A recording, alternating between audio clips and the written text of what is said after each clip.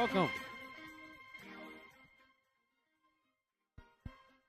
Welcome to the World Sports Show. I am Charlie Flowe here with John DiCriscio here on a beautiful, beautiful, cool, crisp Monday evening, October the 7th. How you doing tonight, John? Pretty good. How you doing, buddy? Could not be better, man. Could not be better. Good weekend, you know. Philadelphia Union were in action hosting the Toronto FC. They don't really have a name, but Toronto FC, they were hosting them in a make-or-break game, hashtag playoff push. Klinsmann announces his 20-man roster for some upcoming World Cup qualifiers that really aren't really qualifiers because they've already qualified, so it's more of a dress rehearsal. Maybe some guys will get some, play time, some PT, get some experience, because there are some big names on the roster. We'll break those down. And some other MLS action. There's a few other games being played. A big friend of the show, Bake Samare, got his first MLS goal. So, good weekend. Good weekend for soccer. Always a good weekend to talk about soccer. That's right. Let's dive headfirst into it. Dive headfirst in. Philadelphia Union, let's set it up. Need the points, sitting right on outside the playoffs. 3 points puts them back in the playoff picture. Chicago gets a 3-zip win Friday night against D.C., really puts the pressure on Philadelphia. On a dismal D.C. team at RFK. Yeah.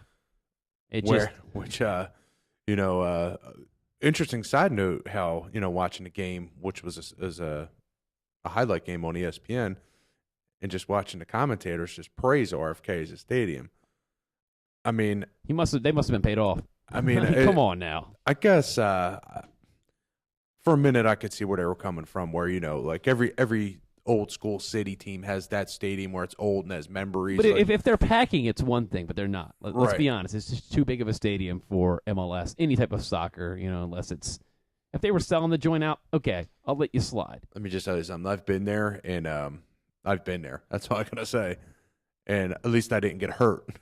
No, I was there. I was there as media. I thought I was gonna get lost. Seriously, I thought a rat or dog was something gonna eat me when I'm in the basement. It felt a lot like the vet. I mean, it's just a crap hole, man. If they had X thousand, 60,000, whatever it holds, and it was rocking. Yeah, that would be cool. That'd be their dump. Different story, right? This is my my home, my dump. Well, kind of like Philadelphia Eagles when they had the Veterans Stadium that they were selling it out. Maybe a dump, but that dump's rocking. Right. But nobody wants to see an empty stadium. It doesn't help soccer. It gives all the haters and the naysayers out there, oh, look, you guys can't even fill a stadium. All right, let's be honest. MLS is not to the level of NFL. So you got to build a stadium to hold the fans that are showing up. Right. Agreed. Yeah. Totally agreed. I mean, I'd rather play in a stadium that is 20,000 full than 30,000 in an empty stadium. Right. You're saying, wait, you'd rather play in front of less fans? Well, it's more intimate. When you got these settings like a Columbus Crew pretty much paved the way for the MLS stadiums that we have today. Right. That's an interesting stadium, too. We'll talk about it another time, the Crew Stadium. Yeah, you and I have been to quite a few stadiums. I have a bucket list of stadiums I've hit up, been there, done that. So that is definitely one of my lists. But Saturday night, PPL Park, to set it all up, Philadelphia needs to win. You've got a Toronto team coming in, 9th place out of 10 teams in the East. It's a Toronto team that just seems to give Philadelphia a fit every time they face them. Let's even go further than that. I'd say second, third, the worst in the league. This is true. Sitting on 26 points. If they were in the West, they would be tied with Chivas. Right. So you're talking second worst record in the MLS. Basically, if it wasn't for D.C., they'd be the worst team. Yeah, exactly. And D.C.'s just making records left and right for the wrong reason, but somehow won a U.S. Open Cup last week. Exactly. And how does that happen? I don't know. Puzzling. Any given Sunday, every athlete, every player on D.C. is still a professional player.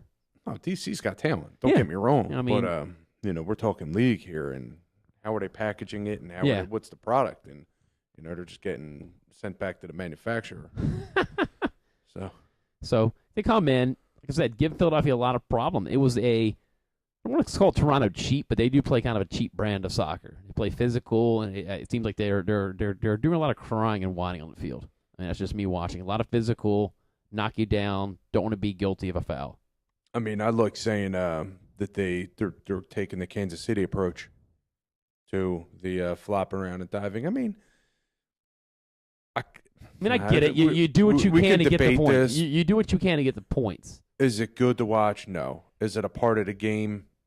And MLS is known to have some of that physical play that teams that can physically dominate can control this league. Like we talked about Kansas City, they'll come in and push you around. Houston, Similar team, come in, push you around. Right. Then, pick their spots, roll on the floor, get up, score that game on a goal, and get out with a victory or get out with results. And you have teams like that play that style that you end up with that 6+ minutes of stoppage time, so you can't put them away. They just extend games. Right. And we've seen them score like these stoppage time goals. Yeah, going back to the last 3 times the Union have met Toronto, it's been 1-1 draws. 3 times this year, 1-1. Yeah. No winners, and the game had 1-1 draw written all over it. It had draw written all over it. That's just the nature of the way the two styles meet. Then, the result was a little bit different. I mean, you're talking a Philadelphia team that controlled over 60% of this possession in both halves. But Philadelphia just seems that they couldn't execute several crosses into the box. I mean, McInerney, I don't know if it's his timing. To me, it appears that a lot of the crosses seem to be where they are, but his timing is off. Big time, and a lot of people are talking about the work ethic, that he's not putting that 120% in. And he might be, but it might be the timing thing. I'm thinking might be right. And yeah, I think it's the timing. I mean, everybody always wants to point back that he left to go to the U.S. national team camp for the Gold Cup, and nothing's really happened since then. I mean, you're not going to blame it on that, but he probably scratching his head saying, well, what do I got to do to get on a score sheet? Right, and I think coaching staff, everybody. I think as far as training, I think they've been doing the same training, around the same, maybe little things different, but they're doing a professional training here. It's not like they're doing like, all right, today we're going to try something totally out of the box. No, they're training the way that they should play, and it might be luck. You can call it what you want, but if you're up there and you're on a goal drought and it's reflecting, they need to score, they need to get these points. This is season on the line. Something's got to be done. Yeah, and then picking up the win puts them in the 5th place playoff spot. I mean, they have 2 points to spare on Chicago. But, I mean, as crazy as it is, you have Montreal, which has game in hand at 30, sitting on 46 points, right above them at 4th. I don't see Philadelphia really getting above that 5 line. I mean, unless something really happens. I mean, they have at D.C., at Montreal, and then come home and host Kansas City. This D.C. game is the only game that you really, really circle that, hey, this should be 3 points that you get right here. Should. I say should. And I'll tell That's you what, big should. One thing to put a little cherry on the Open Cup win would be to knock the Union out of the playoffs and to win the Cup at the end of the season. Yeah, because this is like their Cup final. They already had their Cup final on the road. But right.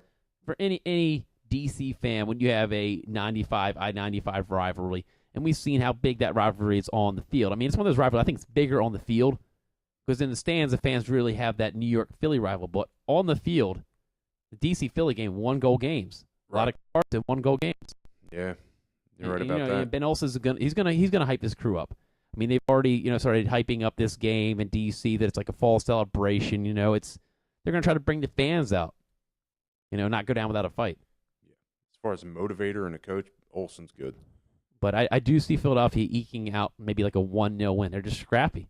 We saw what Casey did early in the season there when they won the game there. Right. I mean, DC hasn't won in the last 9 games. I'm looking at, 2 draws. We have won a lot. 8 losses. 3, 22, and 6. Ugh. Right. That's tough. Yeah, they went on some losing streaks, so let's hope that they continue on a losing streak. And, so let's break down. We did actually get a chance to talk to quite a few of the Union players. Yeah, let's go. Let's get some audio one of the big guys that just the staple for Philadelphia is a Ray Gaddis. I mean, Ray Gaddis right there. That's if you want to show your kids some footage. Right. We've been talking about Ray for a while now. So the main thing is, there we go. Oh, excuse me. I apologize. And that was that burrito from earlier, John. Hey, look at that little production joke there. But now we've been talking a lot about defense and a lot about guys who don't really get the headline, but do hold a hard work. And, I think we talk about Gaddis every show. So I think we're pretty much on the spot with that. So we got a couple good exclusives set up tonight. Yeah, I mean, Ray Gaddis, a lot of people are looking at Cleberson as the player of the game. To me, it's Ray Gaddis. Cleberson, he came in and scores the big goal, but Gaddis was in there 90 minutes, 90-plus minutes, 96 minutes of play. I mean, a couple breakaways got shut down. Stops a lot of play on the 2-on-1s, outside. 1-on-1. We're getting shut down. I mean, those are the videos. If you got a chance to watch the whole entire replay of the Union game, or you get to watch clips of the highlights of the defensive end, which don't show up a lot, but I'm sure those will show up in the highlight reel. Watch those. Show those kids. Like when you want to run those drills when you're coaching, show them some of these Ray Gaddis drills of reading the players. I'm trying to remember what two players it was. There was a 2-on-1 that Ray Gaddis stopped. Right. Which just in many other situations, that's a goal. Exactly. So we'll have to cue that up here for you guys. This has got to be probably one of the biggest wins for you being here since you've been here with the club, and one of the biggest wins for the club here at home. Most definitely. I mean, it's an extraordinary win for us because we saw what Chicago did. They got a 3-0 result versus D.C. And the coaching staff and our veteran guys who've been to the playoffs and for a young team and starting us all week, the importance of giving it all for the organization as well as everybody in this locker room. A lot of odd man breakaways near the end, like the 80-plus minute. You were part of that, stopping that. When does it come down to just some of your basic training or reactions to stop those plays? Honestly, so it's about reading the angle and being more determined. And I mean, a long time ago, my father, for whatever reason, he taught me about angles and playing angles, and that's what it really came down to in my mind. And just being more determined. And what kept going off in my head is, how bad do you want to make the playoffs? How bad do you want to make the playoffs? And that's what the vital message was for me. Start the ball, make the playoffs. We'll get a goal somehow, some way. And that final whistle blows. It was worth it. That's all you can say. It was worth it. Congratulations to the team because we got another shutout. I mean, as a defender, you pride yourself as getting shut out. And when Cleveland hit the shot and we got the 3 points, I mean, everybody's excited. Good to see the fans excited. Good to see the team and everybody who's been working hard all year. I mean, this is what you work for in clutch time. Talked about the angles. I guess you're a geometry fan now, too? I mean, actually, in school, I got an A in geometry in college and in high school, actually. But, I mean, it's just being more determined and having the grit. And like I said, in your mind, all you could think about is going to the playoffs. What would you do for tomorrow, basically? I mean, that's a cliche way of saying it, but trying to make the playoffs. Thank you for your time, Ray. Thank you. One and only Ray Gaddis, Union defender, West Virginia grad. I mean, it is kind of cliche what he says, but what would you do to get in the playoffs? That's right. I mean, definitely was a playoff atmosphere and a team that scores in the 90 plus, 95th, 96th-ish minute, 6-minute stoppage, man. I mean, they needed all 6 of those minutes to win. I mean, it's just good to hear that the players are on par with the fans. Like, this is the playoffs. This is it. Yeah. This is, everybody, the fans are putting the effort in. None of the company answers, none of the, just another game, just 3 points. We're focused on this. Hey, let's be realistic. These are the players. They're into it. I mean, and it's good to hear that what it came down to was that fundamental. Yeah. Defending angles. I would love for Ray to come on here and talk about some defending angles. That's very important in this game. It's true because you don't want to overcommit. You don't want to undercommit, and you got to make that commitment. And it just comes on training. When situations come that you've been training that situation, these drills that the kids work on in their camps and their coaches go through, and they seem a little ridiculous. I mean, I was the same way. We were all the same way when we got coaches as little kids. What am I going to need is 2-on-1? You get 3-on-1. Are you kidding me? They're going to score every time. Well, if you have that attitude, man. That's all right. And, if you can't read the angle, you're not in the MLS. So there it is. I mean, to be at that level, to be at that of a professional defender, you have to be well rehearsed on that angle. The angle to take to the ball, to the defender, whatever the ratio is. But, it's all instinct. But he has the speed to go up there and actually execute. Yeah, Brandon Burke, assistant coach, was joking me, saying he runs like a 4.2 on the 40. We joke about those terms in football, but those are terms we really don't hear a lot. I mean, they have the MLS Combine down in Florida every year, and those are the kind of numbers that you don't hear, but you should hear. Right. And you will hear about them. I mean, people want to know. People are, MLS. But saying it's the NFL. It's such a hype thing. This guy runs a 4.4 or 4.2 or 4.3, but it's not an MLS thing. If I walked into an MLS like presser or I walked into like hang out with boys. Oh man, that guy Ray Gaddis, he runs a 4.2. You're like, what? Are you talking football term? Like, but for a defender that closed down speed, right? Even as a forward or a winger, you can dump and chase. So I mean, we did actually get to talk to Sheanon Williams, Danny Cruz, and also Amobi Okugo. So we know Sheanon Williams plays right back, and he's been there since the start. He joined the Union about September of 2010. So he's been there since the inaugural season. I mean, that is a guy that started out at UNC as a forward, but we got that queued up here for you guys. Sheanon Williams being involved in a huge win like this, how much does the crowd play a little bit of a factor? I mean, they just stuck with you guys all night. Yeah, they were great. Anytime we had any opportunities, they were so into the game. And, when we scored that goal, definitely one of the best moments that I've been a part of since I've been on this team. It's a game that shows, like, you guys' true character and your grit. That word's been used in the several, last few weeks about you guys getting that win at KC, getting this win tonight, just showing that grit. Yeah, that's Philly for you. We pride ourselves on being tough to play against, and we definitely did that tonight, even going a man down. That was unbelievable. I think that everybody on the team came up huge, from the defense to the subs that came on. I think everybody played a part in this one. Well, thank you for your time. Yeah, no problem.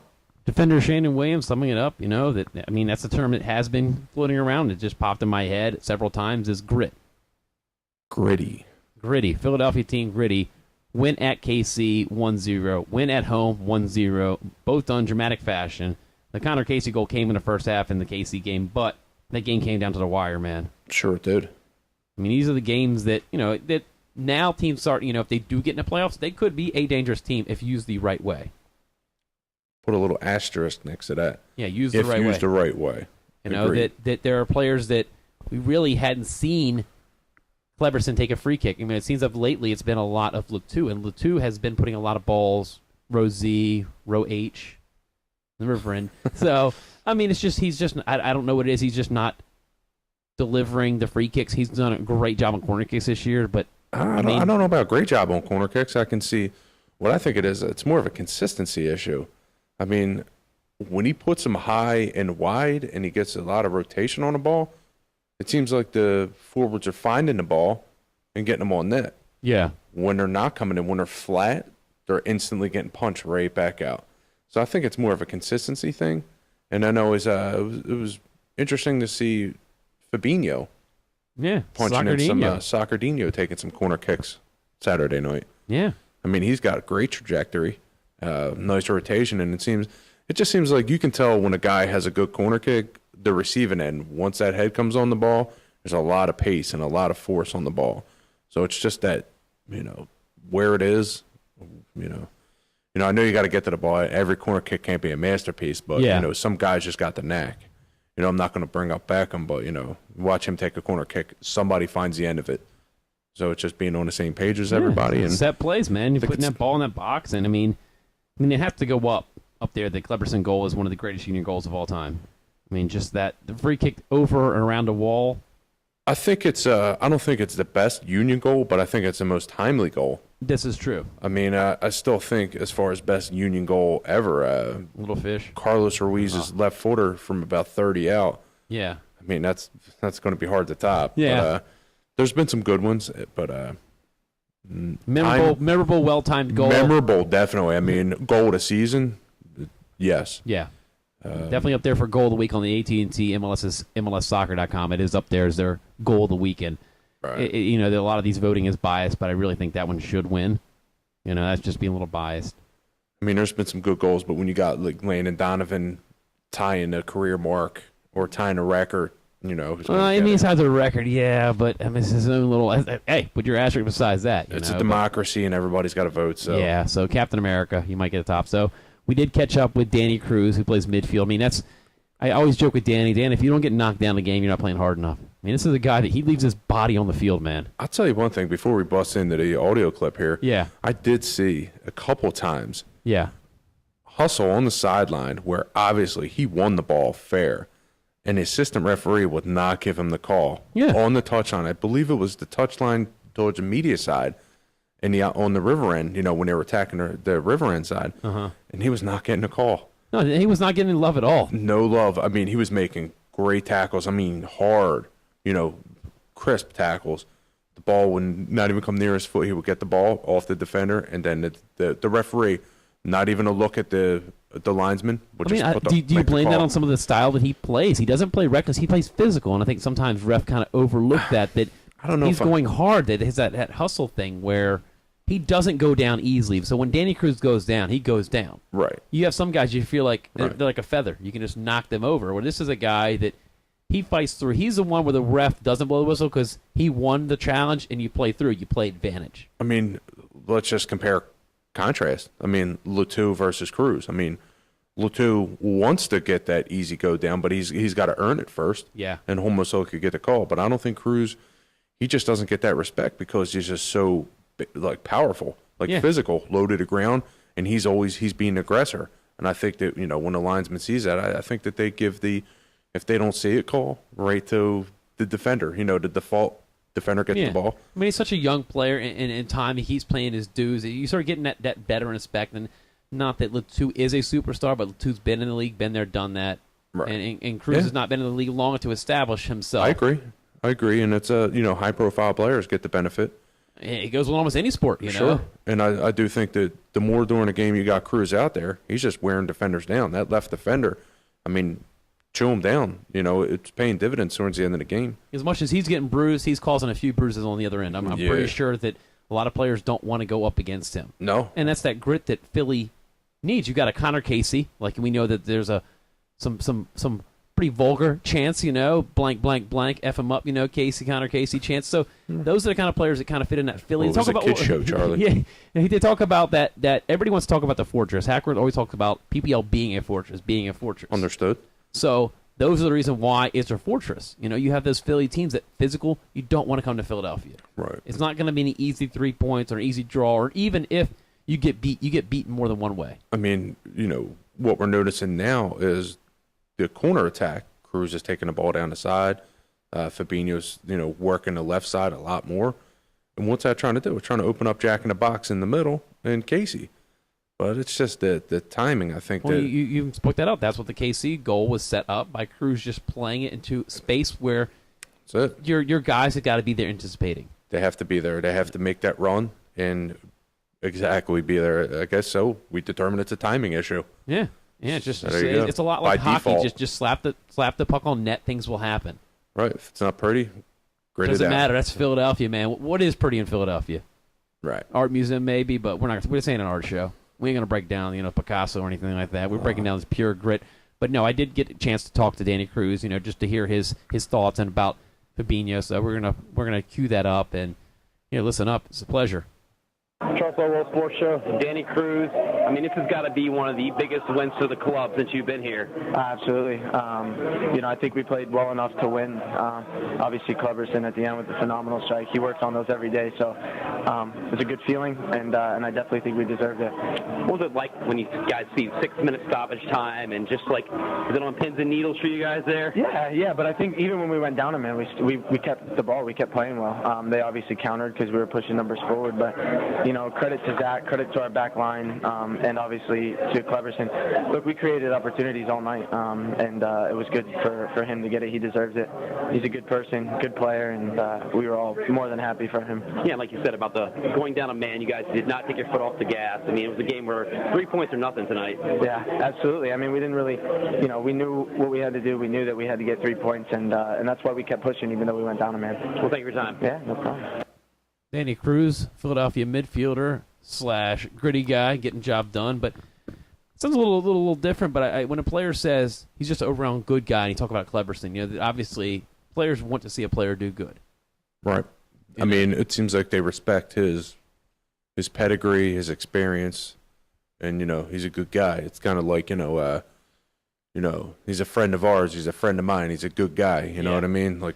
Yeah, several players I talked to off the record. You know, when you're just having your chats after any of the players, I'm talking to a lot of players about, you know, Cleberson, just what he brings. I mean, that's what me and Danny were talking, and me and Amobi Okugo, which we got some clip to play with him in a few, that, you know, just as a world-class player, he's played EPL, played for Sir Alex Ferguson. Right. I mean, you're talking one of the top managers in football in the history of the game. Played in World Cups for Brazil. So you've played for one of the best nations. I mean, that's got to be. I mean, just based on winning World Cups, Brazil, and you play for Manchester United, one of the top domestic clubs in the world. So this is a guy that's been at the top pinnacle. So he's going to bring a lot, not just on the field, but I'm sure those practices. You know, I've seen him work out before. This guy knows his football, and it makes everybody else step the game up. So my question too is, why hasn't he been taking his free kick? You know, why is it? I know he's been nagged injury. The mailbox blew up about that. It's like, wait. Philadelphia have this weapon now. Now we see it unleashed. Right. And that's the kind of pressure that can be put on him. People say, oh, well, you can't kind of put that kind of pressure on Cleberson. He's not a 20-year-old Brazilian that's trying to make his name to go play bigger places. He's been there, done that. He can handle the pressure. That's right. And, just a quick little story. I was in my local supermarket. Guy behind the seafood counter. I'm trying to get me a little Okay. Give me a little fillet of fish there.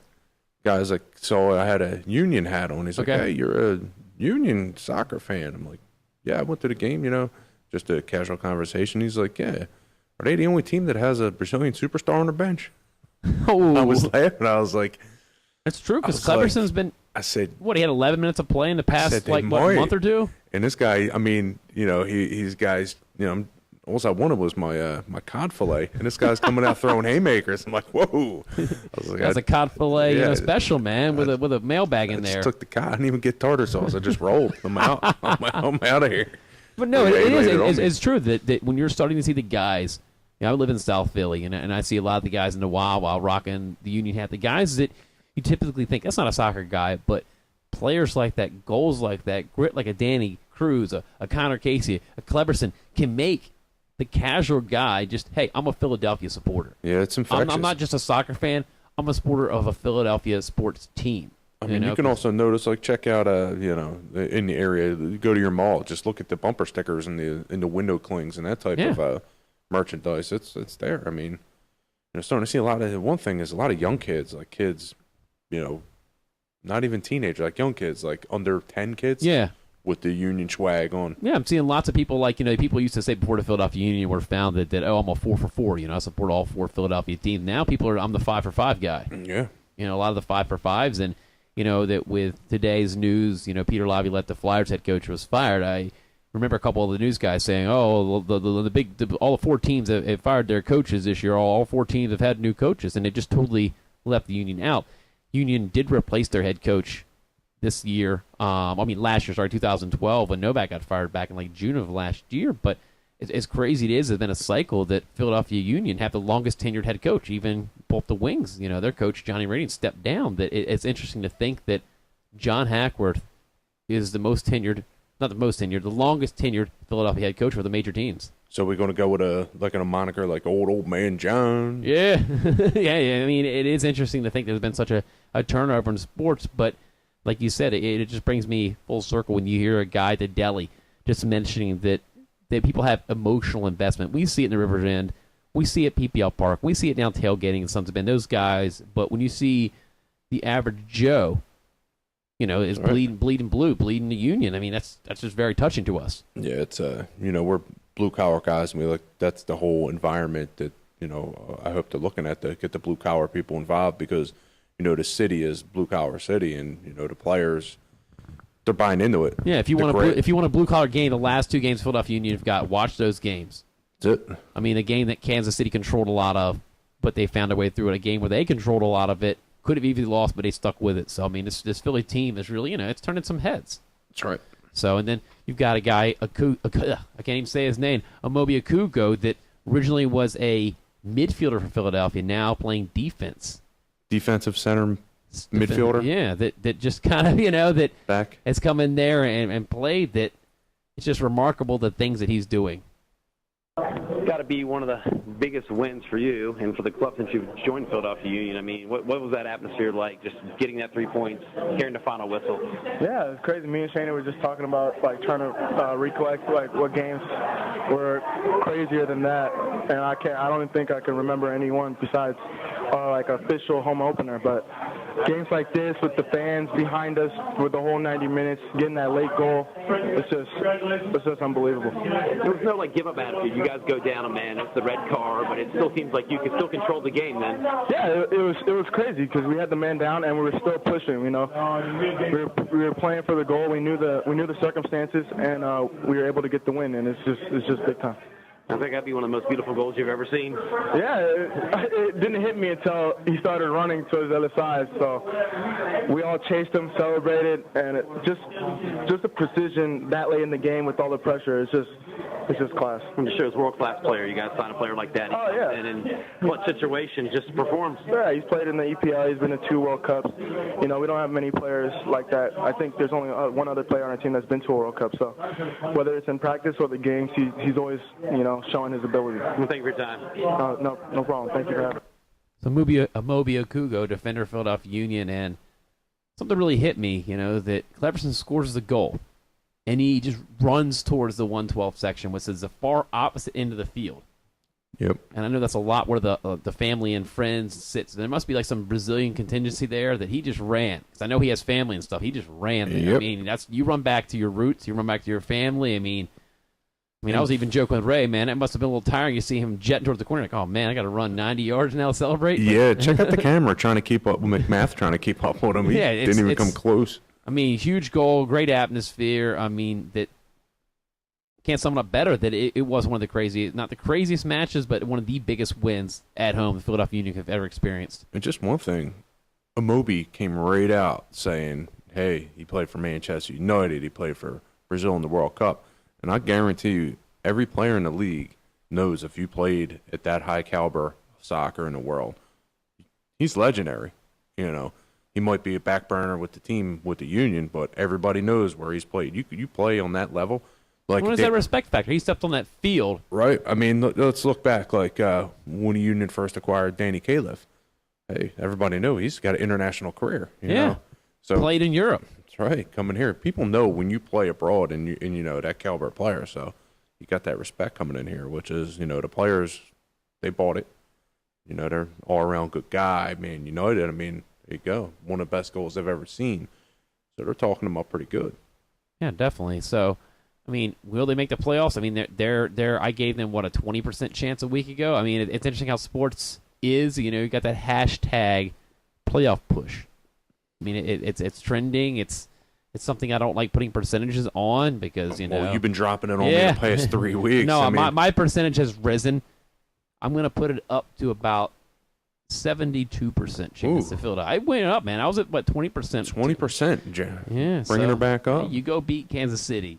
And I knew that they had to beat Toronto. We had a feeling they'd beat Toronto, but to do it in dramatic fashion like that, this is a momentum builder. If you're going to win a game, win it like that. Yeah, I mean, you're exactly right. You got to win it. You got to need that going to D.C. this weekend. You have to. I mean, I think we got to have more time so we can start breaking down what would have been a better win, a 5-0 drumming or a classic last-second game winner. Where's the momentum? I think that, we'll get weighed in on other people on this. Yeah. Email us, radio@worldsportshow.com, mailbag@worldsportshow.com. What would have been more valuable towards the Union going into D.C. this weekend? Philadelphia winning 5-0 over Toronto or winning like they did 1-0 in dramatic fashion, 95th minute goal, Cleverson. I was there, and that place was electric, so I think that might have... That 1-0 win in the extra, 90th minute. You don't want to get any false sense of security. You get the big thumping, you walking around, a little chip on your shoulder. You get a 1-0 win over a lowly Toronto team. You say, all right, we got to take care of business because we're facing a similar team in D.C. It's all business, man. Right. I would have liked the 5-0 drumming for my heart's sake, just to get it done, get it over with, get a little lead. But the one thing with the 5-0, I would like to see scoring availability. Yeah, multi-scoring, not just one goal. Right. It's great. I mean, Zach Meth now has a record-tying 11 shutouts, MLS record, not record, but, season leading, that he's got the most shutouts this season at 11. I mean, that prodigy that we know that the defense has got it together. So defensive midfield's got it together. The fours start clicking, which, maybe they will, maybe they won't. We don't know if McInerney's going to find that click again, but if they do and the defense is playing the way they are, and McMath's playing the way he is, very dangerous team. So let's rewind this a little bit. So we're talking about team MVP. We got to come around to throw McMath in the mix. You have to. 11 shutouts. I mean, single-handedly, he saved Philadelphia Union's season at Kansas City. That's right. I mean, making stops on Graham Zusi, U.S. star, making point-blank range saves. Yeah, they were nice. I mean, going in a goalie duel. A lot of people don't talk about that as much. Everybody talks a lot towards your pitcher duel, your quarterback duel, but that was a pure goalie duel with Jimmy Nielsen. Jimmy Nielsen made some huge saves in that game, too. Yeah. I mean, you kind of, got... the environment, too. They were playing on the green quicksand at Sporting Park, which is... A little transition we're going to go into that park's going to play not a big role, but it's going to play a role in some U.S. qualifiers that field is... I don't know if that field is doping like Lance Armstrong was, because it was Livestrong Armstrong. I don't know. Because, I mean, we know that it was Armstrong Stadium or Livestrong Stadium, but that field, I don't know if it's got a hangover or something, but that field's got swamp, man. I don't know. I think out in the Denver, Dakota area, I think they might be getting 40 inches of snow or something crazy like that. I'm so hearing, you never man. know. Might get a blanket. Yeah, Old Kansas City blanket. Yeah, we got coming up this Friday, U.S. men hosting Jamaica. Yeah, man. Yeah, wouldn't that be ironic? The Jamaican bobsled team could actually bobsled in to Sporting Park. Is that too early? You know, Could happen. it could happen. It's more of a dress rehearsal. We know that U.S. men are in World Cup, but they still have that seeding or where they're gonna be their ping pong ball crap. Which I really don't care. Doesn't matter to me. Thing is, you get into the World Cup. You can say, "Are we in group of death? Are we in this?" Doesn't matter, man. Just get in the World Cup. Right. So mission one accomplished, but seeding.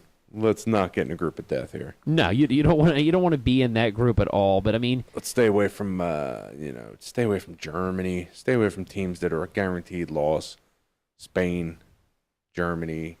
It's just because these teams are high powered, and then net early on in the tournament, they're just looking to roll. Yeah, you always have to look at those games as this is going to be pretty much an automatic. Well, how about this? Just don't draw Ghana.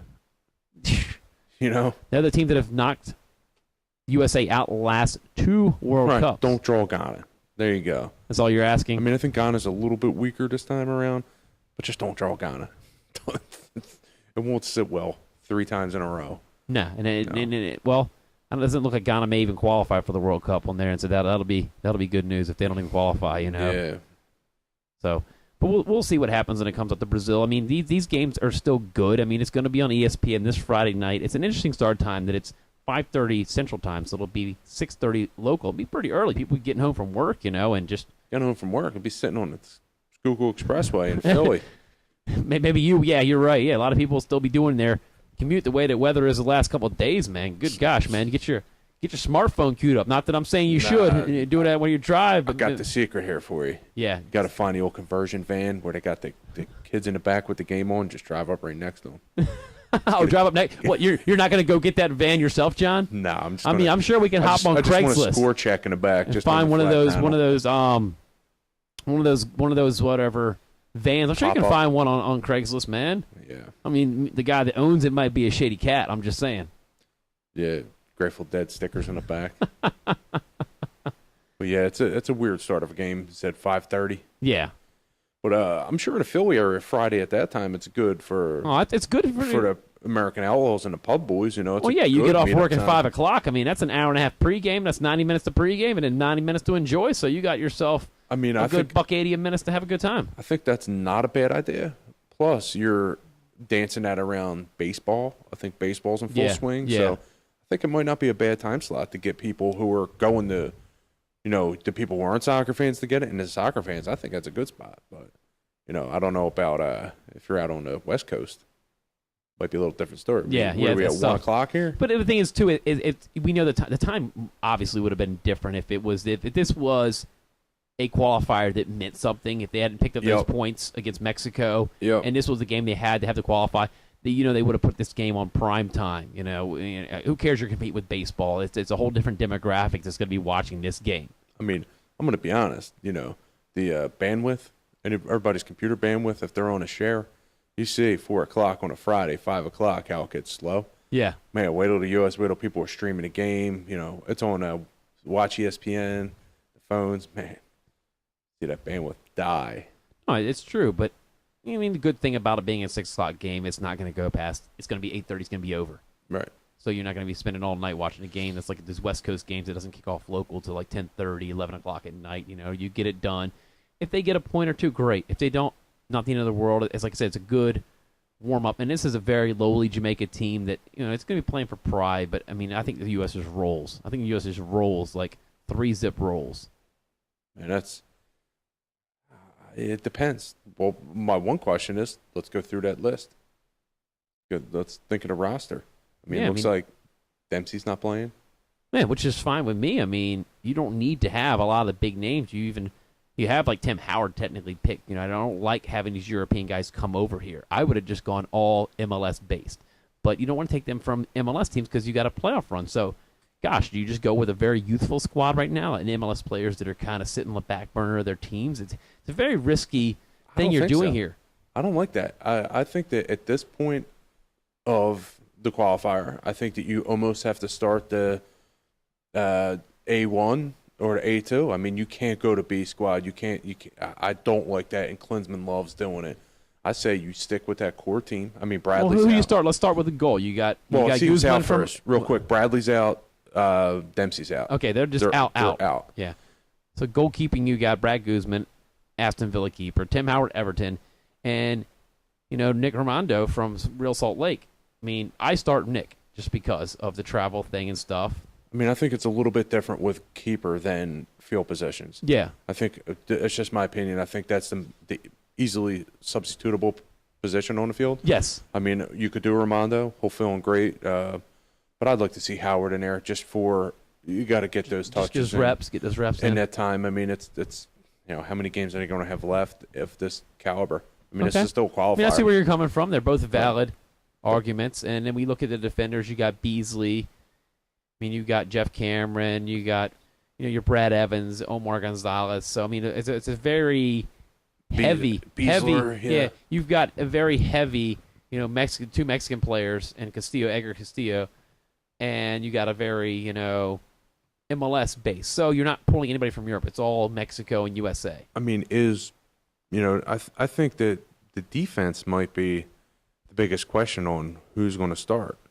Is there still any audition time left? I mean, we're late stages here.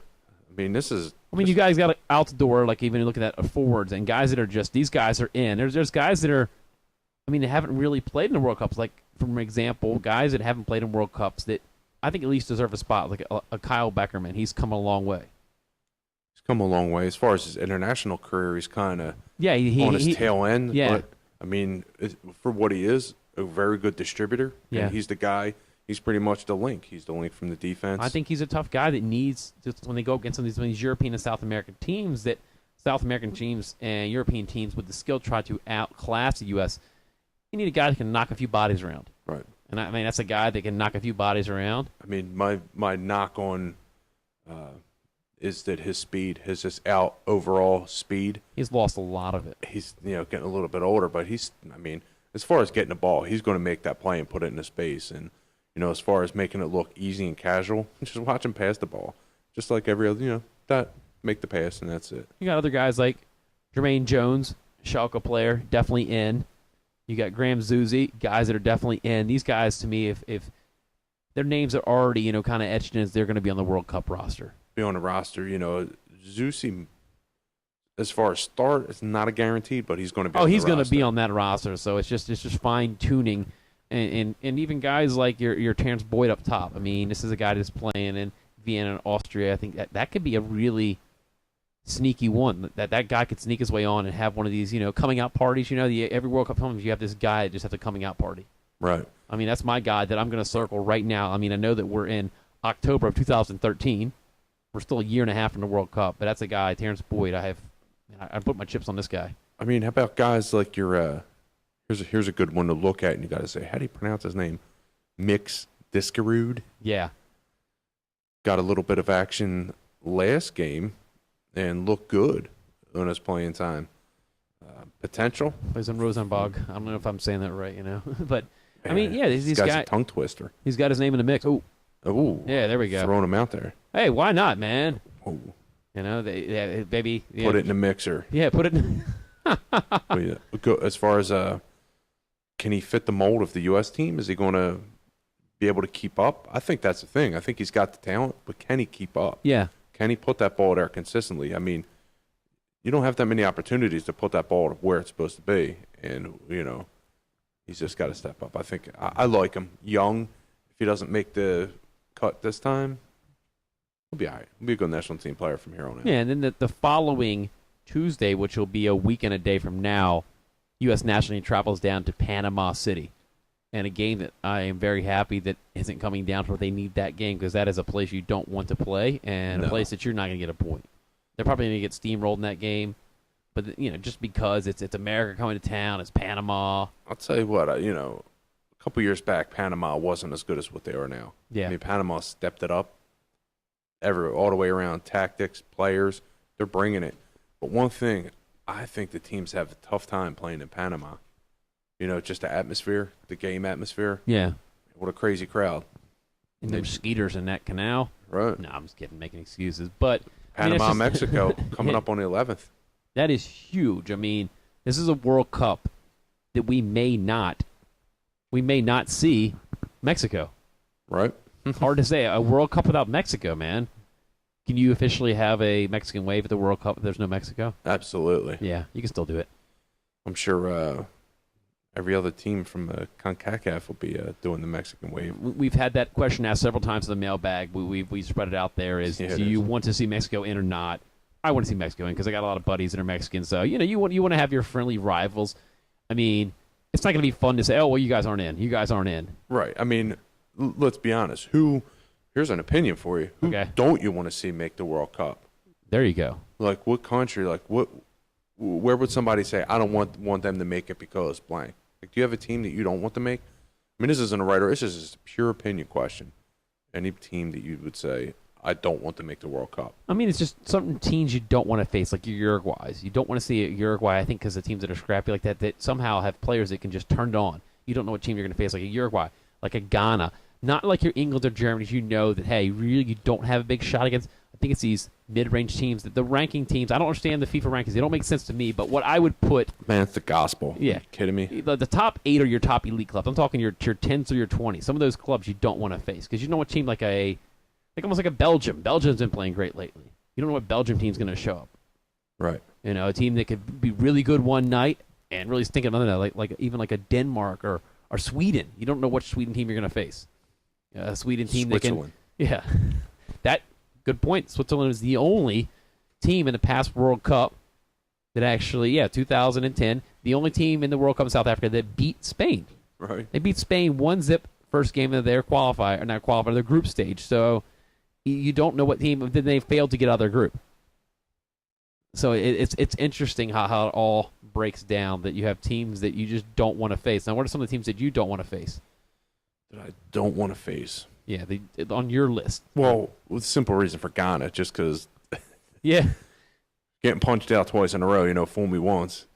That's the only reason. Do I have anything against them? No, I like their squad. I think they're a pretty tough team, and we have no answers. I mean, I'm just looking. Personally, I don't have no team that I can say I don't want to make the World Cup. But as far as my reasons are because the U.S. can't match up. The U.S. will lose to that nature. It's just to defend the U.S. national team. But personally, is there a team that I don't want to make? No, I hope whoever. As long as they play good and they deserve to get in, get in there. Do your thing. Lay it down. So let's run through the standings and hex. We have the CONCACAF hex.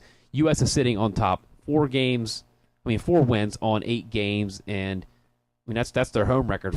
Just perfect at home. You just look at that. But overall, 5 wins, a draw, and 2 losses. So 16 points, they sit on top. Costa Rica right behind them with 15 points. Honduras, 11 points. All teams have played 8 games, mind you. Panama sitting on that 3.5 spot. The reason we say 3.5, top 3 get in automatic. So USA, Costa Rica, Honduras, they're all pretty much controlling their own destiny. Mexico's sitting on 8 points, man. Wow. So that's as crazy as it is. Yeah. As a U.S. fan, do you root for Panama to beat USA? I mean, you never want your country to lose, but that's just one of those weird scenarios. Like you take a knee, you go for the win. You don't care about any of your neighbors. You just I'm go not all taking out. a knee. Nah. I mean, no harm. I want done. I want no tactics. I want everything left on the table. I want nothing to say, well, we're coming in the World Cup. If Klinsmann did this in this game, then we're down a notch. No. Absolutely. If it meant everybody else not getting in, so be it. As long as we got to look out for number 1 in this World Cup. This is a knockout tournament. Yeah, and you got Honduras and Costa Rica playing each other. It's Honduras is home to Costa Rica. Oh, that's going to be massive. That's this Friday. Great game. That's going to be. This is a time to sit down on your couch, get your cold beverages, and just enjoy, man. It's just going to be an interesting night. Mexico, Panama. All 3 games in the hex Friday night matter for positioning. So, I mean, Jamaica's the only one that really is like, okay, we're not in it. We got 4 points. We're done. But spoiler, man, spoiler. You can play spoiler, control some of the seeds, and control the way it stands. That really looks like we're going to have USA, Costa Rica, Honduras. Just going to be that Panama, Mexico just duking it out for that half spot against Oceania. Right. Which will be against New Zealand, which is not a given. No. You cross the international date line, things happen, man. Things happen. I mean, you see you tomorrow, sucker. Yeah, seriously. You show up the wrong day, man. Right. You make sure you got that scheduling. That's right. Make sure you're around the world the right way. They got the Lord of the Rings people filming up there. Yeah, you got to go to Middle Earth. Seriously. I mean, little reference for some of you Lord of the Ring fans out there. Travel alone, man. You're out of your element. It's true. I mean, we saw it happen to Uruguay when they faced Australia, and it was the 2006 World Cup. That's it. That Australia gets in by knocking out Uruguay in that 2-game playoff. And what it was is they went into Uruguay. I think it was they got a draw, and then they forced extra time when they were at Australia. But what the real story was that Australia apparently chartered a plane, and the Uruguayan Football Association did not charter a flight for Uruguay. And they got tons of delays. So they get into Sydney basically and have hardly any recover time. You're losing a day. You've been traveling for 20-some-plus hours on a plane, just on the plane for that long. Cheers, mate. Yeah, exactly. He knows what he's doing. Yep. And that was a pretty horrible Australian accent. So James Galana somewhere's ears are burning. Yeah. Probably ready to reach out and punch us through the headphones here. Listenership in Australia just dropped off. Thanks a lot there, buddy. Wait to see the mailbag tonight. Whatever, try and get some sleep, and they're just waking up. Yeah, just waking up, and I won't even do my best Paul Hogan. Tell you what, man, we throw some bad Australian accents. Horrible, Mike. We either sound like we're Scottish. Scottish, Canadian, Australian guy walks into a bar, and it's just like, that's the accent I do there. Won't even attempt to add my South Africa in there. But it'll be an interesting World Cup. I mean, I think that just the entertainment value of itself, it will be a World Cup, I think, that really is going to, now that soccer's mainstream, when you got the NBC networks, ESPN networks, you got a lot of the major networks putting on regular TV soccer. It'll be thrown at you on the regular networks, and it's Brazil. So there's going to be the party atmosphere. There's going to be a few beautiful women on camera, a few. I'm just saying. I mean, even Fat Ronaldo might come out in a bikini. Why not? Why not? Oh, he can. Yeah, he can do it. He's Fat Ronaldo. Especially when he had the old, the patch of hair in the front. Oh, God, I was thinking of that. Worst hairstyle ever. No way. What are you talking about? Just having a little patch on the hair on top of your head? Well, would you rather have that or the faux hawk? Faux hawk, man. No way. Like Jermaine Jones with snow in his hair? Is that the faux hawk you're talking about? I'm going to say the faux hawk or the faux hawk. I don't even know what the fake mohawk where it's like, people have the regular cut and it's pushed up like the rooster up on top. Yeah, that's what I do. The faux hawk? That's what I do. I would rather have the Ronaldo, patch. The patch on the front. Right. Can you rock that, John? I know you're losing a little bit of your hair. I mean, I think if that's the only thing I can do. Yeah, you can just focus all your energy. Or do you just take some of your beard off and paste it there? Oh, man. Oh, man. Thank you for listening to World Sports Show. We're on the joke hour now. Yeah, exactly. It's the hot seat right here. It's called Roast John DiCriscio half an hour. Wow. He had a roast. We'll have to have a roast show, but. I wouldn't even go roast. I don't even know the term, cooking terms. Sauteed, lightly roasted. You can't roast anybody here. Well done. Crispy. Microwaved. Yeah, keep sending those. We still get the mailbag, and we still get a lot of the menus. So we're definitely going to have a cooking show related. We'll talk about some of your best menus. We'll break it down food-wise. We're always busting on people's hair, so we'll talk about some food sometimes, too. Mailbag. Bald is beautiful. Thank you. Yeah, appreciate that. So, I want to thank everybody for emailing the show. We read through all your questions, helping us shape the show. I want to thank John for hanging in there and taking the jokes and being a good sport. Appreciate it, guy. I want to thank you, buddy. Yeah, so, again, I'm Charlie Flowe signing off for World Sports Show, and this is John DiCriscio, too. World Sports Show, worldsportshow.com. Thank you. We'll be back next week.